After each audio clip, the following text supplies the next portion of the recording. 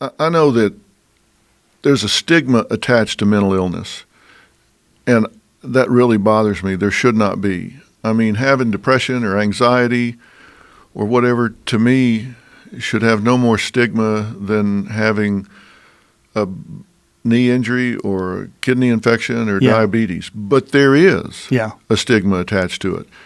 And I've tried to talk about this in a way where it's okay to talk about it and not be ashamed of it. It's okay. If you've got anxiety, you got PTSD, whatever, it's okay. Let's talk about it. Let's get help for it, get it behind you, and move on. I mean, it's not something that you should be ashamed of. When you're talking to someone that maybe has depression, do you try to get them to exercise first? Do you try to get them to visit a psychiatrist immediately and get on medication? Like, do you take it on a case-by-case basis? Well, I do, but you have to approach it.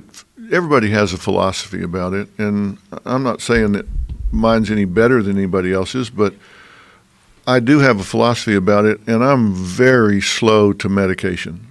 I mean, I Good think for you. I think you use medication for biochemical replacement. I mean, if for some reason your body is not making enough of something it needs, then maybe you support it short term biochemically. But you know, I look at depression. There's a lot of ways you can break it up, but I look at it like, is it exogenous depression or endogenous depression? I mean, is it coming from the inside out or the outside in? Is it because you're reacting to something? I see a lot of depressed people that, in a sense, it makes sense. Right. I mean, you look at their life and you say, well, if you're not down about this, you should be. I mean, you've lost your job, you've gotten a divorce, your health is in the shitter, you should be down about this. It's external things. So you don't need a pill. I mean, put somebody in a chemical straitjacket because their life's falling apart. What the hell's that going to do? Yeah. That's just putting goggles on them where they can't see it. I would much rather get them to behave their way to success and say, what are you reacting to that you're depressed about? Let's put that on a to-do list and start, like you said, write it down and start crossing those things off. Let's figure what's an action plan to change this, an action plan to change the next thing.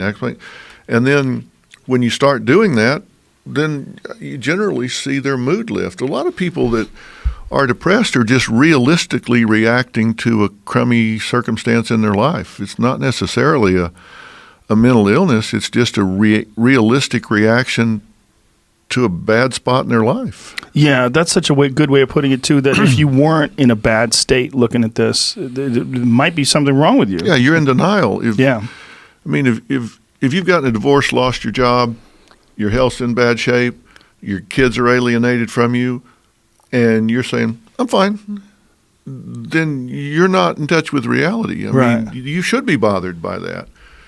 And I think to give somebody a pill to mask your feelings about that just keeps you off task. Pain's a good motivator. I grew up in like Texas and Oklahoma, and I don't know if you've ever done this, but I used to spend my summers in the thriving metropolis of Mundy, Texas. You ever heard of Mundy, Texas? No. It's M-U-N. It's a U, not an O. M-U-N-D-A-Y. It's got like 2,000 people in it.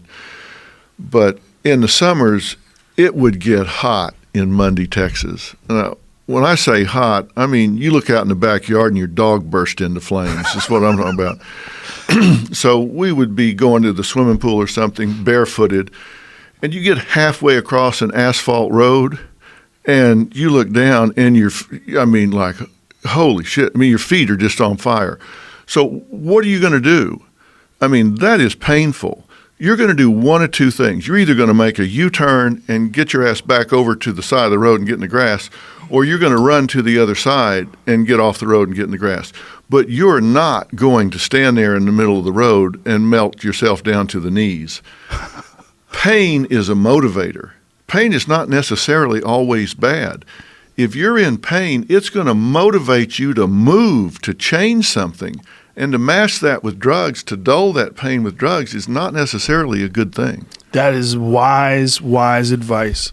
And I wish more people thought that way, particularly more doctors. You know, I have so many friends that have gone to a doctor because they're not feeling so good, and they're almost immediately wanting to throw them on something. Yeah, that's not smart. In all the years